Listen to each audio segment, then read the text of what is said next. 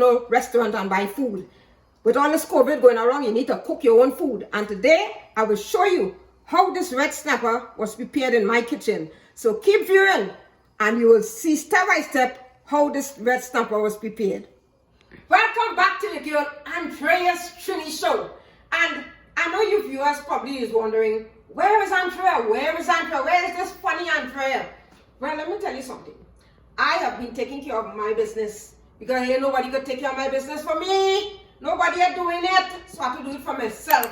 So I just took a break a little bit from YouTube, but I've been missing the kitchen so much, I decided at the beginning of the year, I'm going to be hitting you guys with some good videos. So in my kitchen today, I'm going to prepare what you call red snapper. Look at this. Look at this red snapper. Lean and red.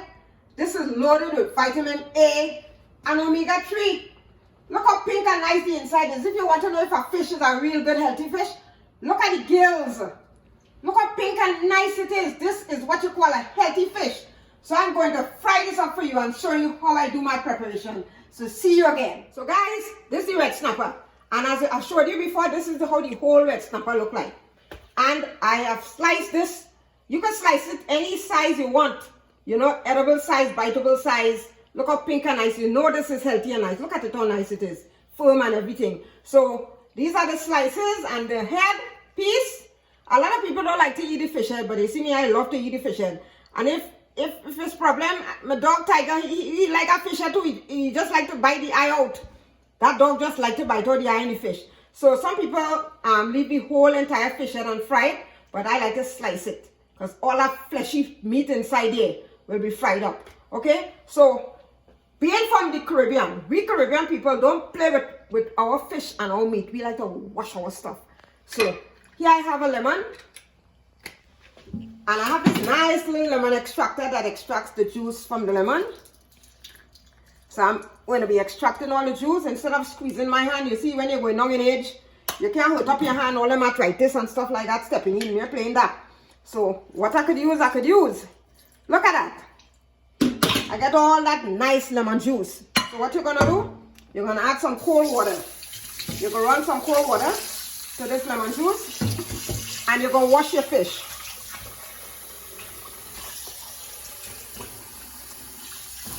Wash your fish real nice. You understand?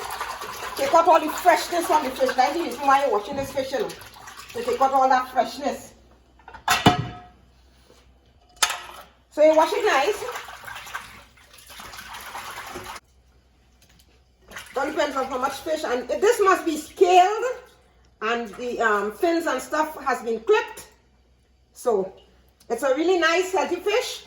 It's good for your bones. It's good for cell reproduction. With all that omega-3 in it. Okay, so I'm going to show you how to slice this one. Let me put this aside. Now, if you want to fry a whole fish, all you have to do is to make a little slit. Make a little slit. Make a little slit on either side. Right? Now the reason why I'm making the slit is that when you're seasoning this fish, the seasoning will be absorbed into the slits. You understand? All inside this cavity here. It will be absorbed and you fry this whole fish. But I ain't frying this one right now, you know. Putting this away for tomorrow. You understand? This one going for tomorrow. So, but I'm going to season it up real nice. You understand what I'm saying? So let me put this aside. This going aside. So guys, after you have washed your fish nicely, wash up this nice little chopping board. You want to dry off your board. Dry the surface real nice, you understand? And now, the fish now. Now, when you're frying fish, you can't use wet seasoning to fry fish. In fact, I don't use wet seasoning to fry my fish. I like to use my dry seasoning. So you pat off the fish, take off the excess water, so it won't be soggy and you won't get the water and the oil dancing in that pot and making more water than oil. So you want to dry it off real nice. So you dry off the fish. And this fish, you could eat this fish with dal. You could eat it with dal and rice. You could eat it with some curry, some zavoka or pears or avocado as they call it in different parts of the world. Or you could eat it with bake. Or you could eat it by itself just like that. You understand? Now you don't have to be scared of bones and stuff like that, as I've said. You can give it to kids. If that center bone, you can take out that center bone and make sure children don't get hurt. So the next thing you do, you want to transfer your fish onto a nice clean bowl. Make sure that the water is off. And you take a little black pepper. Little regular black pepper, and you sprinkle a little black pepper. You understand? Turn it on the other side and season it up real nice with the black pepper.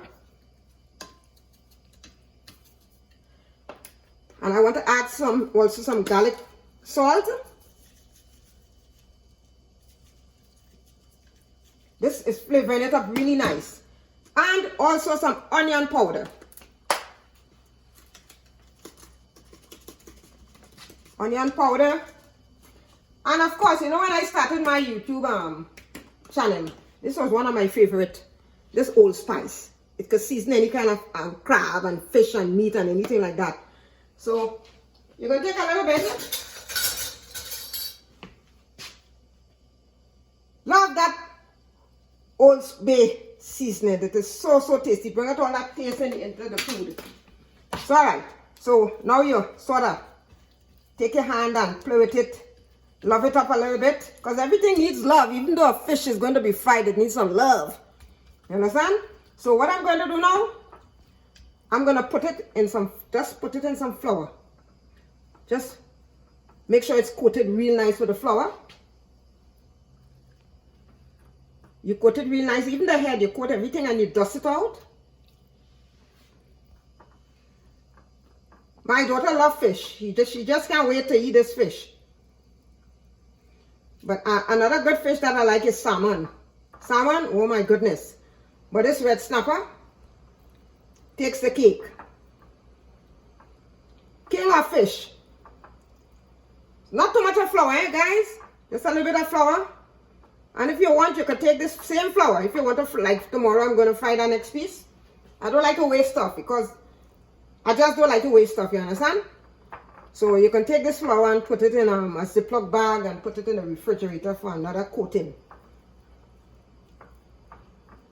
Yeah, so you want a frying pan, you want a hot frying pan, and I put in like 1 cup of oil. 1 cup of oil, and you can use vegetable oil if you want. In this case, I'm using canola oil. This is what I have, and this is what I'm going to use. So you want a hot frying pan or skillet, anyhow you want to call it. And what I do to bring all that flavor to that fish, I have 2 cloves of garlic. I just drop it in. You understand? When it starts to turn brown and nice, that means to say the oil is hot. When the oil is hot, that is the time to fry the fish. You understand? So you leave it, let it dance a little bit, and then when it turns golden brown, then you start the frying of the fish. Now you see all that garlic golden and nice? All that flavor. I'm telling you, we're gonna put in the fish now to fry. And you want to fry it for at least how much? 5-6 minutes until it is golden brown.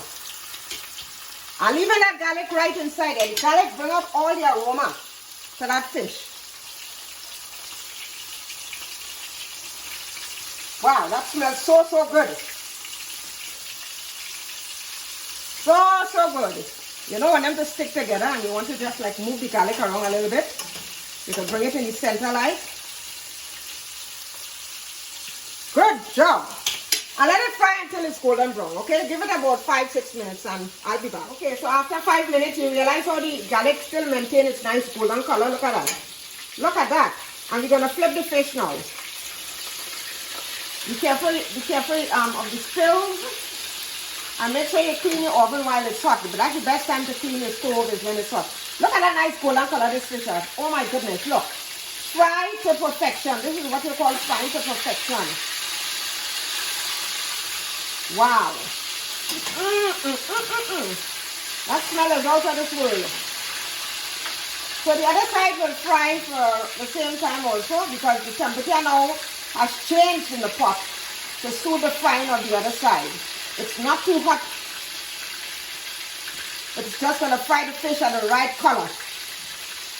So let's wait another 5 minutes and then we'll be finished with the frying of this fish. So the fish has fried to perfection. You understand? Even the head, look at that nice golden color.